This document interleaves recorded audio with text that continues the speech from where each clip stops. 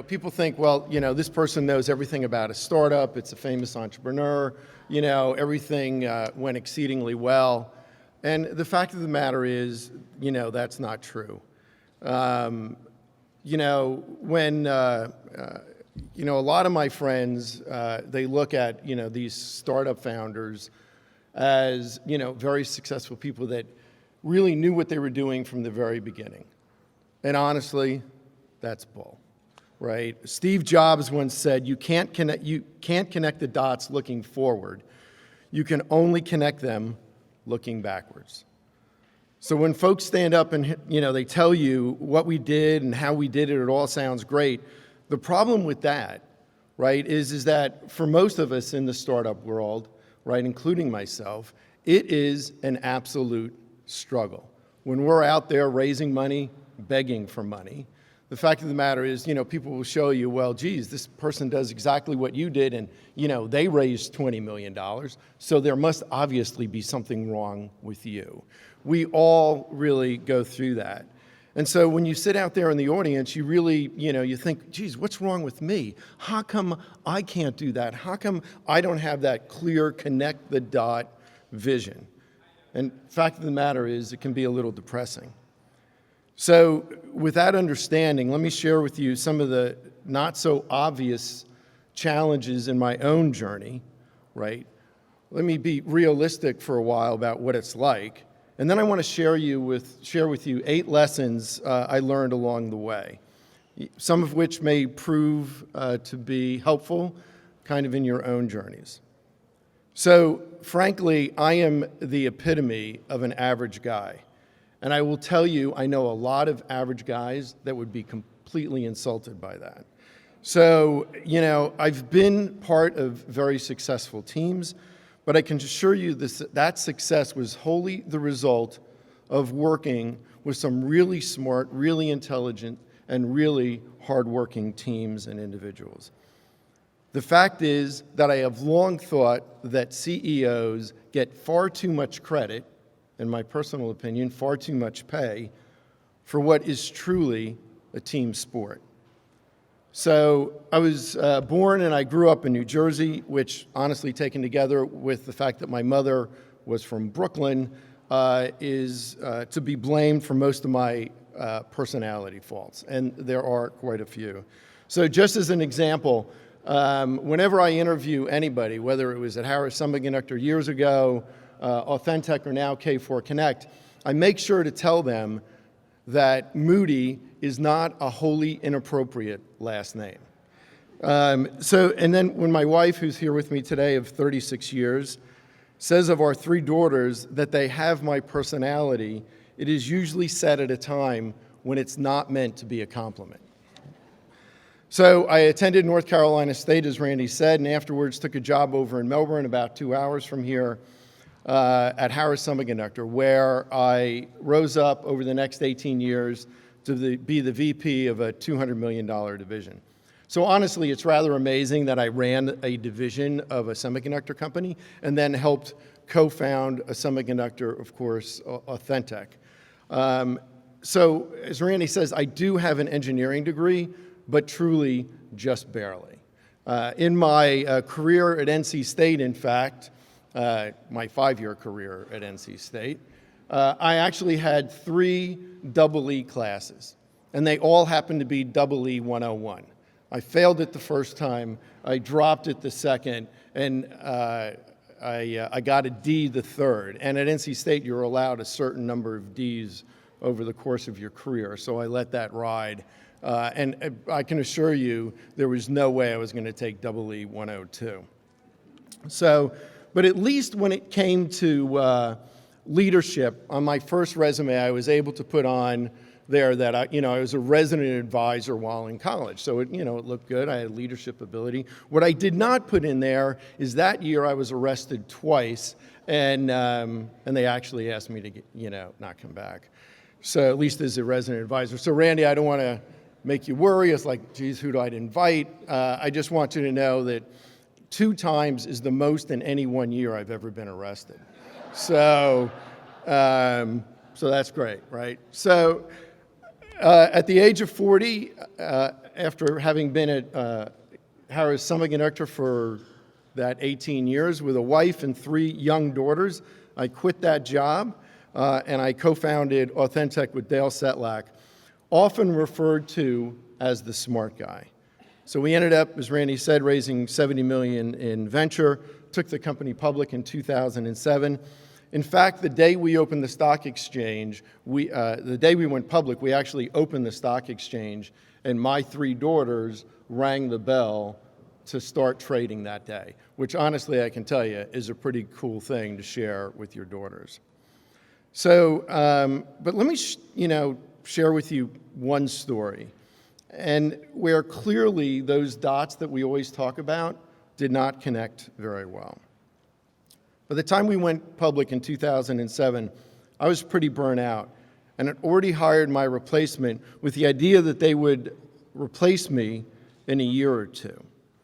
But then, 2008 and 2009 happened. In fact, our 2 lead bankers on our IPO, we had 5 bankers, but the 2 lead bankers on our IPO in 2007 was Lehman Brothers and Bear Stearns. And both of them were out of business within 18 months. It wasn't our fault. There were other things going on. But I mean, who would have thought that the world could have changed so that much? There were really, really tough times. Orders were exceedingly hard to come by. And even, frankly, in 2008 and 2009, backlog was suspect. So here we were, this, small cap, high growth company that was supposed to be growing consistently after 2007 when we went public. And yet from 2008 to 2009, I think our revenues dropped by something like 30%. We didn't really do anything wrong. At the time, we were high-end laptops. And if you remember, all of a sudden, in 2008 and 2009, there was almost no such thing as a high-end laptop. Everybody was talking about $400 and $300 netbooks. So particularly after one investor briefing, our stock got hammered. And, I can tell you that I took it exceedingly personally. I look back now and I know I took it far too personally. Sure, everyone got hammered at the time, but it didn't really make a difference to me because I personally felt I had let people down. It was a very black few weeks in my life. Really black. I can remember sitting alone in our bedroom, door closed, lights out, blinds closed, and just crying. Really crying. So you can imagine, right, a 50-year-old guy, public company CEO, and he's sitting there crying. I took it exceedingly hard, obviously. A few weeks later, I had a lunch with a very good friend of mine, John Miller, who actually happens also to be a minister. I can just remember dumping on John as we ate our pizza, telling him how I had screwed up, often even weeks later, choking back tears. John tried to be comforting, but I wouldn't listen. And I can just remember at one point saying, "But John, people had faith in me." To which John simply replied, "Then they had faith in the wrong person." So if you don't know the context of why John said that, you might think it was incredibly insulting. Well, actually, for all I know, it was meant to be incredibly insulting, now that I think about it. But really what John meant was that with all the prosperity of the earlier years, many had really walked away from the church, somehow thinking that they owed their success to strictly themselves. They simply put their faith now in the wrong things and the wrong people. I got what he meant, but I took it a third way. At that very moment, I realized I had lost all perspective. How important did I really think I was? And so after that lunch, I pulled up my big boy pants and I got back to work. Eventually, with lots of hard work with a great team, we recovered, and as you know, as Randy mentioned, we were acquired by Apple, still the only public company ever acquired by them. Our team continues to work for Apple, and of course, our technologies are the foundation of the Touch ID. Shortly after the acquisition, Catherine and I moved to Raleigh-Durham. It was very much a burgeoning startup area. And while I told everybody I was retiring, that I would never work again, that God knows I would never do another startup because they are so much work, right? I still wanted to be involved with startups and help entrepreneurs. That was what I saw as my way of giving back. So, that brings me now to the founding of K4 Connect. So this is a much longer story. It's much deeper. But let me give you the Cliff Note version of how we find ourselves where we are today. As Randy said, very much a mission-oriented company serving older adults and those that happen to be living with a disability. The founding of K4 Connect is truly not a story of looking ahead and seeing all those dots perfectly connected. I had no intent to start a company. And when we did officially found K4 Connect, which actually was the same exact day that we founded Authentic in 1998, October 29th, we had no idea what kind of product and what kind of market we would serve. And that all started, the whole idea of even starting another company started with a trip to Rwanda. So I was visiting Rwanda actually with Hope International. I had been to Rwanda multiple times in the past, but on mission trips. And so Hope International is a microfinance organization. And so we were touring various business and the like. And so we went to this one coffee shop, and I met this woman there, the owner. It was an amazing person, Jennifer. She actually had gone over to Rwanda several months after the genocide to open an orphanage. And then she ended up opening 15 orphanages. And then she started cooking cakes for the kids. And next thing you know, she opened a bakery, and she was serving cakes for birthday parties and the like for various events around Kigali, which is the capital of Rwanda. And then she bought this coffee shop where I met her. And she turned it into a coffee shop / bakery. And she only employed battered women with the idea of teaching them to be bakers, and then they could go back to their villages and start their own companies. And that's where we got involved, because we were the finance arm of doing that. Now, you meet a person like that, and let me tell you, it's embarrassing. Here I am back in Raleigh, right, helping various entrepreneurs and startups in terms of their path forward. And then you meet somebody like Jennifer. And then, frankly, while she was touring me around, she had an area that's much smaller than this. It was a little dirt area, and she was talking about expanding the coffee shop. And she said, I can use the proceeds from that incremental business, to further God's will in other ways. And it was just like, wow. Like, I need to do more.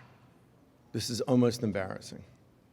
Now, right, I guess I could have gone home and we could have moved to Rwanda and could have helped build homes or dig ditches or whatever, but I'm not that. I'm actually pretty sure we own a hammer, but I don't know where it is, and I'm pretty sure I don't know how to work it anymore. I leave that for Catherine, right? So I hate that stuff. And so when I got home, I spoke to Catherine, and the whole idea was, look, I honestly think I need to give back more. I've been very blessed in my life, but frankly, I don't know how to do much. But maybe, since I had gotten lucky once, maybe we could start another company. And if it's successful, we could use the proceeds from that. And I don't want to say, further God's will, because then that would pretend like I knew what that was. But we could use those incremental proceeds to do good things. And that's exactly what we started out to do. Now, amazing, right? Not long after that, I got a text from someone who turned out to be my new co-founder, the new smart guy, Jonathan Gould. I had met Jonathan some months before when he was part of another company that had asked me for help. And I was completely impressed by him. Not only was he a smart guy, but like Dale Setlak, he was a good person. In fact, I can remember when I was in meetings with that other company, always thinking to myself, looking at Jonathan, thinking, you know, the only thing of real value in this entire company is that guy. Well, turned out his prior company fell on hard times, and a few weeks later, after my trip to Rwanda, he sent me a text that simply said, interested in starting a company together? We spoke about it for about 2 months, and then we worked together on the idea for about 4 months. We didn't form a company, didn't decide how to split shares. We just worked together to see if the idea had merit and if we could work together as a team. And then we founded K4 Connect. So now folks will tell you this is crazy, but when we started the company, all we focused on was the technology, what is now behind K4 Connect. I am a big believer in foundational technology. So at Authentech, right, when we started that company, we probably had 50 competitors. But I didn't really think that anybody had the technology to make the story real of what a fingerprint sensor could do for you. Everybody could tell the story. Anybody can tell a story. But it's the idea of the technology to make this story real. And we thought we had a unique technology that could just do that. So if you ever use the Touch ID, it's unbelievably easy to use, right? You don't even think about it anymore. And so to the point where while using technology, you don't realize you're using it. You don't think it's technology. It's just making your life a lot easier. But as Randy said, we had 230 patents when we were acquired by Apple. And so the whole idea sometimes is to make something unbelievably simple can be very hard. And to me, that is the opportunity. And we looked at the same thing for K4 Connect. You hear a lot about IoT and the Internet of Things. You hear a lot about home automation. But the fact of the matter is, I didn't think anybody had developed the technology to make those aspirational stories real. And so that's how we started the company. We just started on developing those technologies. And that's what we did for 2 years. Now, you know, when I would go out and tell people what we were doing, and then they'd ask me what the market was, and I'd say, I don't know yet. They were like, you're crazy. But we did have an advantage, because it was Catherine and my money, and we can actually decide what we wanted to do. So we filed a bunch of patents, right? We got the technology working, and then I started to look at the market, and that was, you know, it's a pretty crowded market, particularly in home automation. And so I really started to look more at the enterprise market. You know, another reason that we didn't pick a market to start, one was because of the technology foundation. But the second was this whole idea of what people talk about is pivots. Pivots is usually a killer for a company. What I like instead is optionality.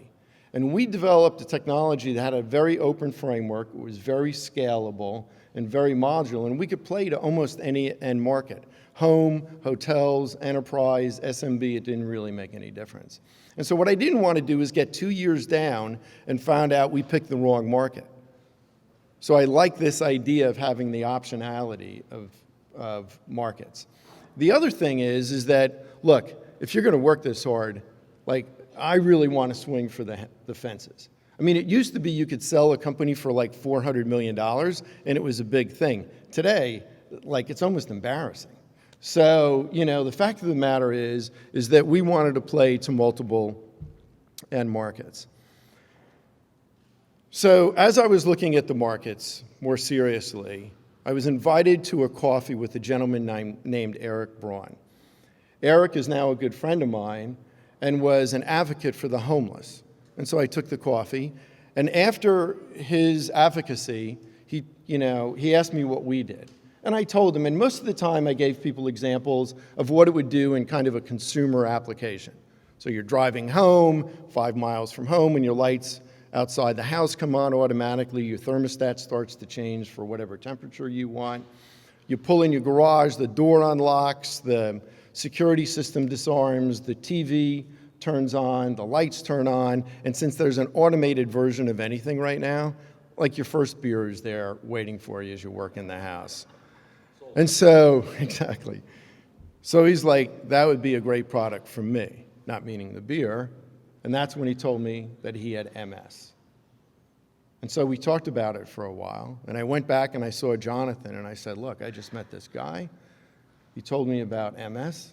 He told, of course, I had never really thought of our technology being used with and serving people that have disabilities or older adults. And so we talked about it for a while. He told me he had a friend that had an MD, and she's been telling him the same thing. And so we had coffee with Eric a week later. And it was just Jonathan, myself, and Eric. And as I was kind of introducing the subject, Eric stopped me. Very articulate man, former lawyer, but had to retire. And he said, look, let me tell you guys why I'm here today. He says, right now, I'm using a cane, but I'm not really sure how much longer that'll last, because MS, of course, is deteriorative. So he says, when I wake up in the morning, the way I look at my day is I figure I have the energy for 1,000 good steps in my day. And how I use those steps defines the quality of my life. And you guys can make my life better. And on a very personal level, if I had felt called to start another company in Rwanda, like I instantaneously knew why when I met Eric. Eric left, Jonathan and I spoke, we decided that's what we were going to go do. And that's what we ended up doing. We had no idea how big this market is. It didn't make any difference to me. This is what we were going to do. But did you know that the number of people over the age of 65 worldwide, and those under the age of 65 but living with some form of a disability, is 1.5 billion people? And it's growing significantly. In fact, there's countries like Japan that by the year 2050, it is expected that the number of people over the age of 65 will be 40% of their population. And it is a completely underserved market. So that's really the foundation of K4 Connect and where we are today. Of course, we've gone out and raised money. It's not completely disclosed yet. We've included, Lowe's Corporation, in fact, is an investor in an earlier round, Sierra Ventures, other investors as well, and then we'll be announcing soon some new investment. In fact, we just moved into a 15,000 square foot facility over in Raleigh. We've doubled our size probably in the last 2 months, and I expect we'll probably double our size by the end of the year again. So that brings me here today. And so let me kind of relay to you 8 lessons that I've learned over the years when it comes to this whole idea of startups and entrepreneurialism. Now, I will tell you that many of them go against the common thread. First, your degree counts. It counts a lot. Even in my case, I wouldn't have gotten that first job had I not had a degree. Luckily, after the first job interview, they stopped asking you what grades you got, but luckily. So, you hear a lot about not needing a degree anymore. So, learn to program on your own and then go get a job. And the fact of the matter is, if you can say the words JavaScript or Node.js right now, you're going to get a job. Even if you don't have a program in either of them, right, you're going to get a job. People are really looking for computer scientists and programmers. There's also people out there that are saying, look, quit your job, start this other company, and quit college, start a company, and I'll even fund you for this great idea you have, $100,000. Now, when you're in college, $100,000 sounds like a lot of money, but it grows exceedingly fast. In fact, it roughly pays for one daughter's wedding. So the fact of the matter is that, when you look at it, what they are doing is they are betting your life with somebody else's money. It doesn't work out, no sweat to them. I'll make 20 of these $100,000 bets. I just need one or two to take off. They'll do well. I'll make money. I don't really care about the other 18 or 19. And there you are, right, without a job. Now, you're probably a very smart person, and you can go out and get a job as a programmer for another company, maybe even another startup. But let me tell you, there are two problems with that. First off, from my own experience with my father. 1972, he was laid off. He didn't have a college degree. He had worked his way up to be a director in sales for high-tech typewriters at the time. And then he was laid off. And most of you probably don't remember 72, but it's the time of the long gas lines, and it was pretty darn close to a depression. My father couldn't find another job. He ended up being a doorman at a bar, eventually owned their own little bar, neighborhood bar in New Jersey after they sold their home to buy it. But the fact of the matter is he could never really find another job. Why? Because there was a stack of resumes like this on everybody's desk, and the first whittle was who has a college degree. He didn't make it through the first whittle. Now, programming's hot now, but what about when you're 40 and you have 2 kids at home? It's different. And the world and technologies are going to be significantly different. Let me also give you another example of why it's important. If you look at Apple, right, Tim Cook and Eddie Q both have degrees from Duke. John Ivey from some school over in England that I didn't recognize. But it was interesting because his bio even talked about the awards he got while he was in college. There was nobody on their management page that didn't have a degree. Nobody. And of course, there's Mark Zuckerberg. Went to Harvard, quit, did really well, right? But there's only 5 people listed on their Facebook's management page. There's Mark Zuckerberg, there's somebody with multiple degrees from Harvard, and everybody else, the other 3, have multiple degrees from Stanford. So if you're going to quit, your company better be like Facebook. Now, if you take a look, right, at a Dell, a Gates, right, Jobs really doesn't count, but Mark Zuckerberg, they all had relatively successful companies that were moving forward, that had a lot of users or some demand before they made that decision to quit college. It wasn't an idea that they just went with, that somebody gave them a lousy $100,000 that they ran with. They really had very solid businesses before they actually quit college. So don't believe the hype. Get the degree. You can actually work and start your company while you're in college, but I wouldn't quit. Second, functional technology counts. Like if I see another picture loading app, or a bar app, I'm gonna puke. So really, what value are these things creating in the world? There's already plenty of picture apps. And the probability you're going to start a company in Florida or North Carolina or anywhere out of Silicon Valley that's really going to hit it in a consumer app is very, very close to 0.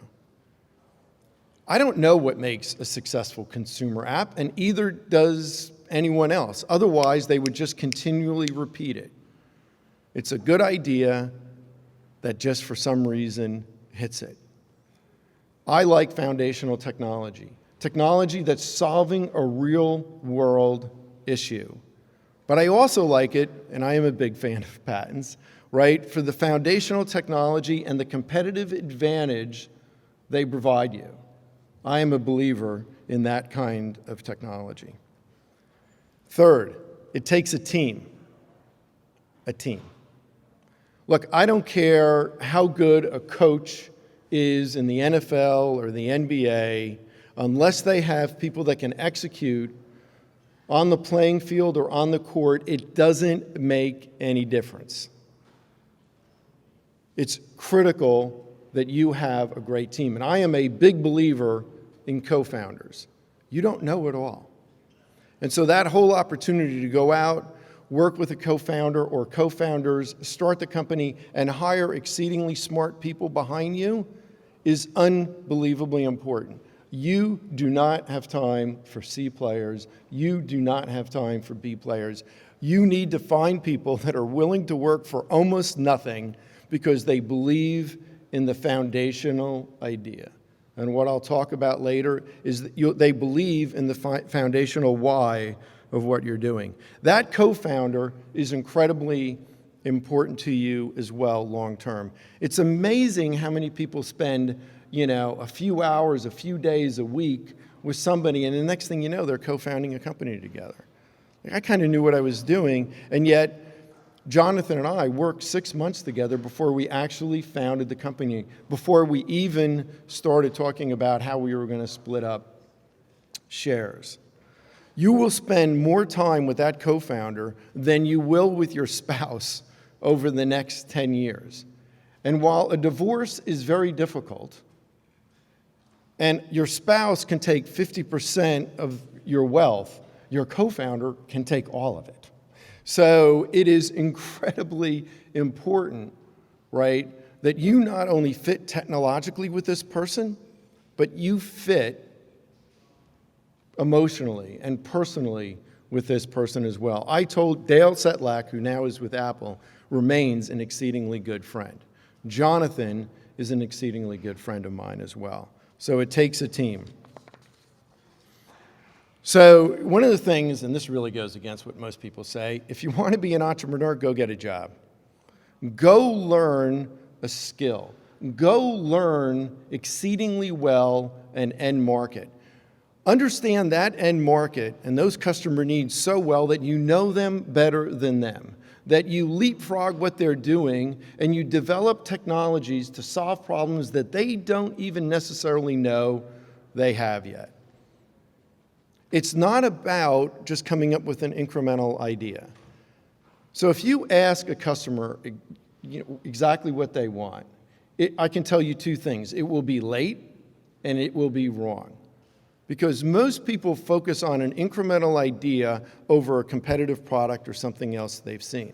That's what big companies do. They increment on other ideas. And by the time you get out your little startup product, that other company will be where you were, they will be less expensive, and they probably would have gotten there before you did.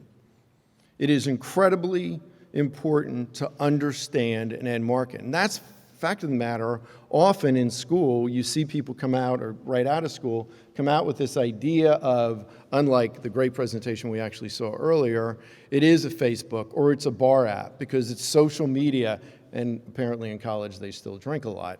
So, those are the things that they know.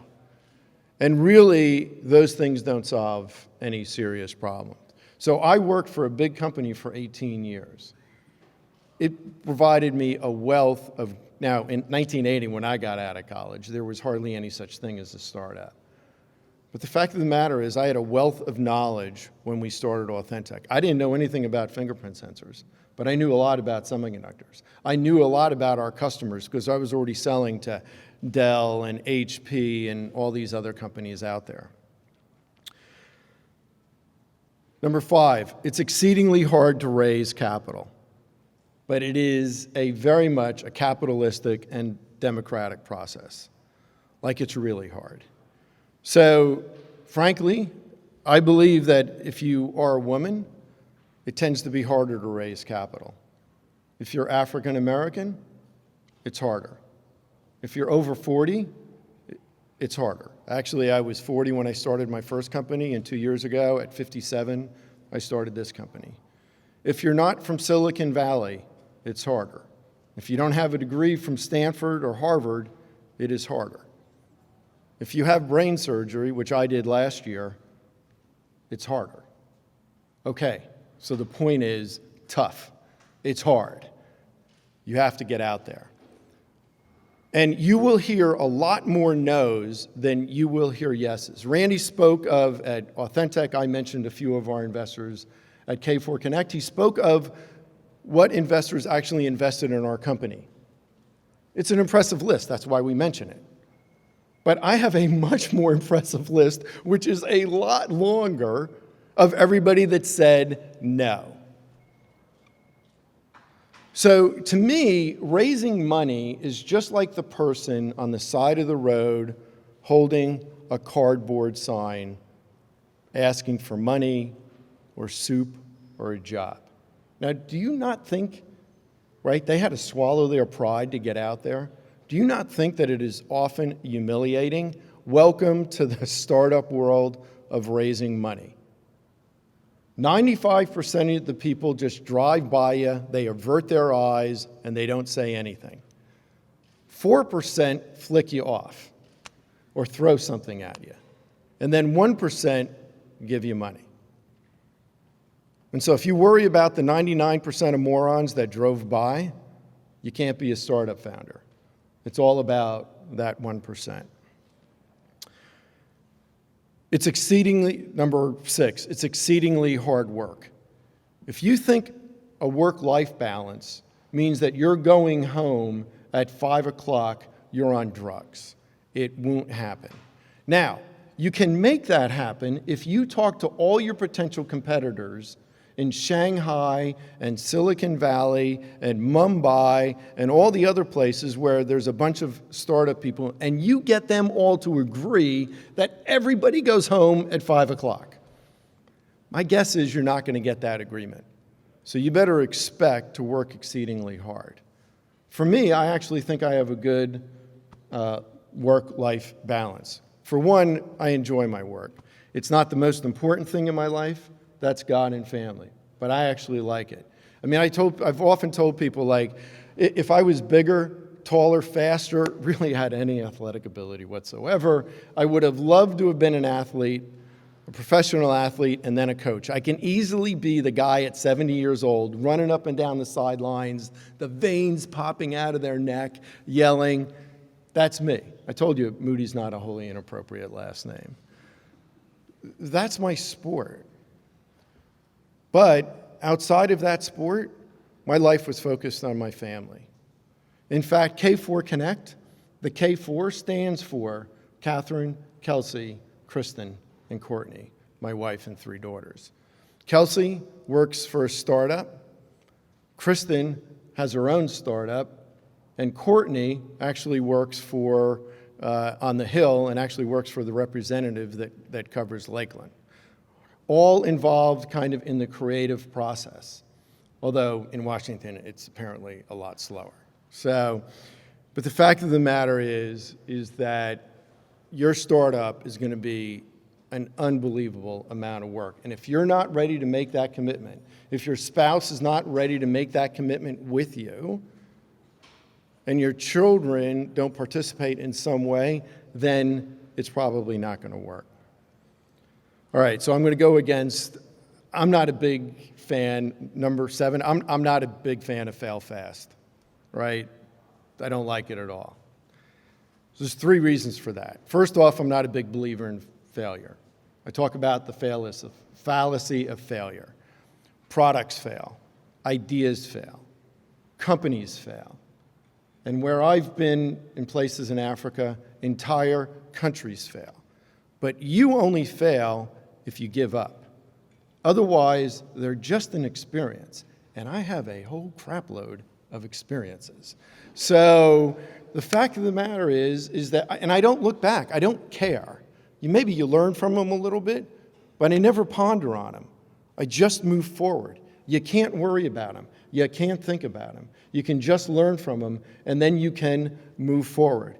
But I will tell you that way, way, way too many entrepreneurs do not vet their own ideas hard enough before they are starting that company. Just like they don't vet their co-founder hard enough before they jointly start that company. They have an idea, they go for it, and then they find out later this wasn't a good idea.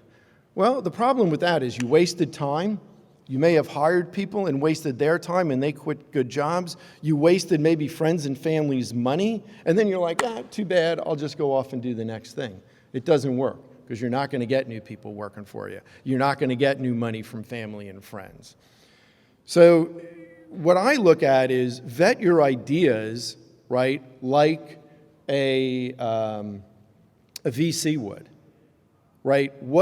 I talk to far too many people that have no idea what their competition is. You know how many charts I've seen that say there's nobody that does this? There is no competition. And I'm there looking at my laptop on the other side of the table, and I just Googled like 50 people, right? And I'll bring up the first one, like, I haven't heard of this person.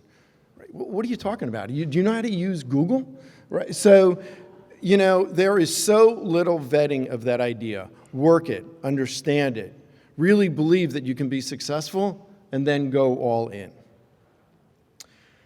So finally, and I think by far the most important, is know your why. It's all about perspective, knowing why you do what you do. Is it for the money? Is it to be seen as important by other people? The fact is, the why is the thing that gets you through the tough times, the black times, the sitting in your room and crying times, the running out of money times, the humiliation times, the times when your startup and maybe your life just sucks. The fact is, in my own level, on a personal level, I believe I've had a very blessed life. Loving parents, a wife who is truly my soulmate, 3 daughters who I completely adore, and a career where I think I've maybe left something behind. Now, again, on a strictly personal level, I believe all of that, every iota of that, is a gift from God, and I am thankful. For as much as I love work, as much time as I spend at work, I know it is not the most important thing in my life. That is God, that is Catherine, that is my 3 daughters, and that is my family. So I know that your why can be different. And in fact, it could be a lot different. But that's my why. It is said that those that have been given much, and I believe we all have, just being born in the U.S., to me, is a gift from God. For those that have been given much, much is expected. And on a personal level, again, I feel that I have an obligation to help make people's lives better, or at least to work hard trying. But that was not really always true. When I was younger, as I mentioned, my family fell on hard times. I can remember driving for miles with my parents to go grocery shopping so that others they knew would not see them using food stamps. So when I graduated from state, I was wholly focused on success, and that was to be measured by personal wealth. I was going to show everybody that I could be wealthy as well. That all changed with the death of Catherine, my wife's grandmother, Mary Brew. I was in my late 20s and doing well, rising up at Harris, and had recently been named the co-chair of a Joint Chiefs of Staff study on mobilization. 28, meeting with the Joint Chiefs of Staff, leading a group of 300 companies on mobilization, pretty big. I figured I was on my way. However, just before an important JCS meeting, we found out that Mary Brew had passed away, and the funeral was scheduled at the same time. My wife told me I didn't need to attend, but I thought it was important that I be there, not only to support her, but at over 90, Mary had been in a nursing home for a number of years, and I figured I could help fill a pew or 2 at the chapel. I left the JCS meeting early and arrived at the hotel late the night before the funeral. The next morning, I can remember walking into the room where the family gathers, and it surprised me how many people were there. I mean, I thought to myself, I don't remember getting near this many wedding gifts. But it struck a small nerve when I saw all those people in that room. For someone who I thought was lonely, who might not have many people at her funeral, that room alone could fill half the church. And then as a group, we walked into the main church, which seemed to me to be an exceedingly large church from the middle of nowhere in West Virginia, and it was packed. And that struck a very big nerve. For me, it was another one of those God moments. Mary was certainly not a wealthy woman, and I'm pretty sure until today you never heard of her. But it was then that I realized that Mary Brew had in reality touched more people in her life, and even after her death with me, than I ever could, no matter how wealthy or how important I or others thought I was. It profoundly changed the person who I was. So I know each of us, our journeys are different. Each will go through a lot of experiences that will certainly feel like failures. And as I said, each of us will have different whys. But that why is important. If you want to change the world like Steve Jobs, Mark Zuckerberg, Elon Musk, or so many others, the other 7 points I made are all worthless unless you know why.